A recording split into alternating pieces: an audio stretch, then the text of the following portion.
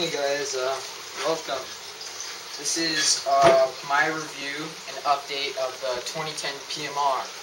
So it's almost going to be Tech PV style. I really admire how Mike does his reviews, and I just want to replicate them. So this is a 2010 PMR. Leaps and bounds from the 2007 and 2008 PMRs. Same with the SLG, from 2008 to 2009. With the PMRs, they've just totally redone the whole entire gun. As you can see, it looks almost like a DM gun. So the only difference really is the LPR. So let's get into it. Some of the features on the gun. It has a thumb screw. I guess you could call it a clamping feed neck because it does clamp onto your loader. It's got a thumb screw feed neck, anti-chop eyes with regular ball detents, an ultralight trigger with the ultralight frame, on-off proto ASA, Piper 3 inline regulator, boost bolt, along with the 14-inch proto 2-piece barrel. And the bore on it is .690, I do believe. It's either that or 89. So, a lot of people have been complaining how, for some reason, the paint is getting so much smaller. I don't find that in Canada. As I said, this is a 690 bore. I don't know if you can see that. This is evil paint. It's very high quality paint, and it's gripping. Okay. So it just blows out. And yeah, I mean that's just one ball, but I could go through 100 more, 1,000 more, 3,000 more. It'd still be the same. It's not an issue. Up here in Canada, we just don't get small bore paint. So this is actually a very good barrel. Not saying if you only live in Canada, but specifically in Canada, you don't need to go and buy another barrel back right away for your paint to get good matching. For some of the larger paint, like Zing and Noxious old Vulcan paint, it's almost an underbore. So, that's just some of the features. So, another feature that you do get, it's super reminiscent of a dye gun, because Proto, Dye are the same company. Proto is more of the mid-level and low-level markers, and Dye is more of the high-end. So, when you turn it on, just simply hold the top button, boots up. As you can see there, you've got an LED, where is it?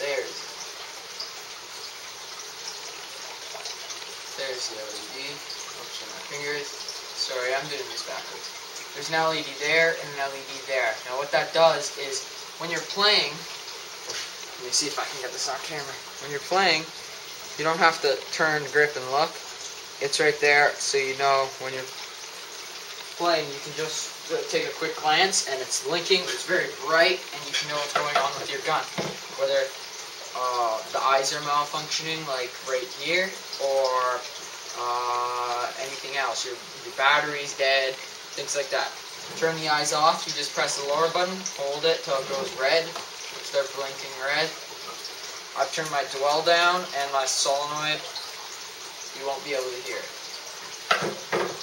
I'm not sure why, gun still shoots, but that's just something I've noticed. So, if you want to see an unboxing of the gun, you can check that out on my channel. I'll have a video up.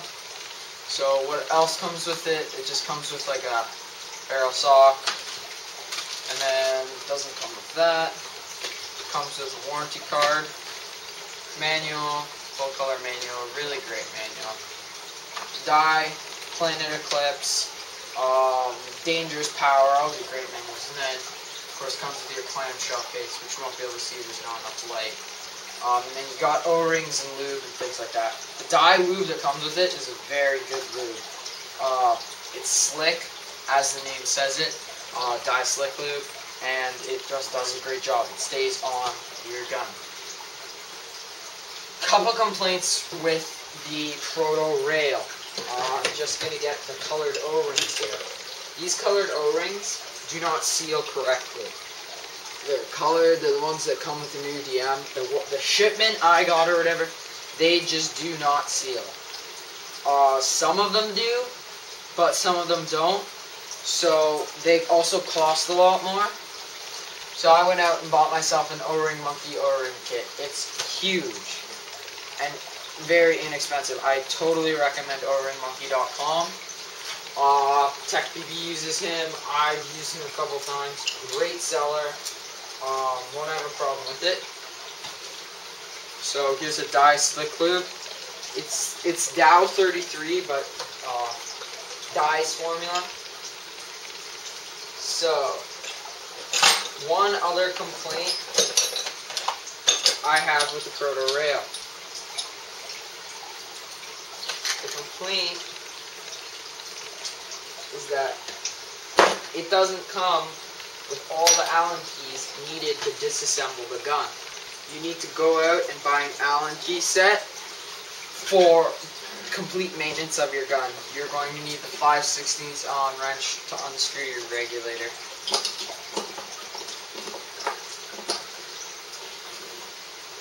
So, one problem I have been experiencing, I'm not sure if it's my gun, I'm not sure if it's my loader, but as you can see here, this is the collar from the feed neck. I'm just popping it up. Okay, it's just the collar. And then you're left with the actual feed neck. It'll be pronged and things like that. So, take that. You might be able to see that a VL200 is a VL200. How can I get this on camera? VL200, that's in there, and it's tight. It's not going anywhere. So, I mean, I'm putting a lot of effort in trying to get this thing out. You don't even need a clamp. And then, you take a Prophecy, which feed neck is huge. And give me a second, because it's quite difficult to put in. I actually had to almost lube my Prophecy down. And I did not sand it down. Never sand down your loader. It's a very bad idea. So as you can see, it goes in there, and the clamp is almost not needed. It doesn't move around or anything. So if you have even a larger loader than a Prophecy, I don't know. I recommend getting an upgraded feed neck because it just won't fit. It's also a thumb screw, which I don't like. Shop for paintball. Shop for the number 4 paintball. They have the actual dye collars on for $20. So it's just a simple clamping lever lock feed neck collar. So I'm getting that. I'm getting a new trigger because this trigger, it's a rake style. It's not good for it's good for ramping. But it's not good for semi-auto, and that's what my field unfortunately has. So, another feature I really like is how you can slide your ASA forward and back on the outside of your gun. So what you do is, here's my tank, and you can stick a 1/8 Allen wrench in the side. There's a little hole, and you can slide your tank back and forth. Another thing, the on-off ASA makes it really helpful to unscrew your tank. So that's an overview of the gun. Now let's get into the bolt.